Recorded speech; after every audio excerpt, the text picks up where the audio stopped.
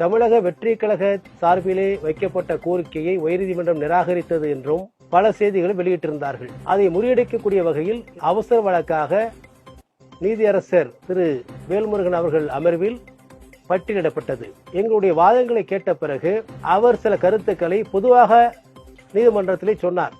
ஆனால் அந்த கருத்துக்களை வேறு விதமாக திரித்து காட்டி சில ஊடகங்கள் தமிழக வெற்றி கழகத்திற்கு கண்டனம் தெரிவிக்கக்கூடிய வகையில் நீதிமன்றம் செயல்பட்டதாக பொய் செய்திகளை பரப்பி வருகிறார்கள். ஆனால் அப்படி எந்த செய்திகளை சொல்லவில்லை. தமிழக வெற்றி கழகத்தின் சார்பில் ஏன் உடனடியாக வழக்கினை பதிவு செய்தீர்கள் என்று அவர் எந்த விதமான கருத்தும் சொல்லவில்லை.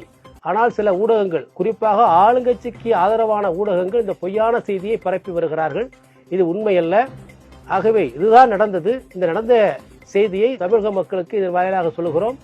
நீதிமன்றத்தில் இருக்கக்கூடிய வழக்கறிஞர்களுக்கும் வழக்காடிகளுக்கும் நீதியரசர் என்ன கருத்துக்களை பரிமாறினார் என்பது தெரியும். ஆளுங்கட்சிக்கு ஆதரவான, குறிப்பாக திராவிட முன்னேற்ற கழகத்திற்கு ஆதரவான ஊடகங்கள் பொய்யான செய்தியை பரப்புகிறது. இந்த ஊடகத்தினுடைய நிருபர்கள் யாரும் வழக்கு நடக்கின்ற பொழுது அந்த அறைக்கே வரவில்லை என்பதுதான் உண்மை. நீங்க போராடுறது உங்க உரிமை, நீங்க ஆர்ப்பாட்டம் நடத்துறது உங்க உரிமை. அதுல அவங்க யாருக்கும் தடை சொல்றதுக்கு ஒன்றும் இல்லை. ஆனா இப்படி இருக்குங்கிற ஒரு சூழ்நிலையை சுட்டி காண்பித்தார்.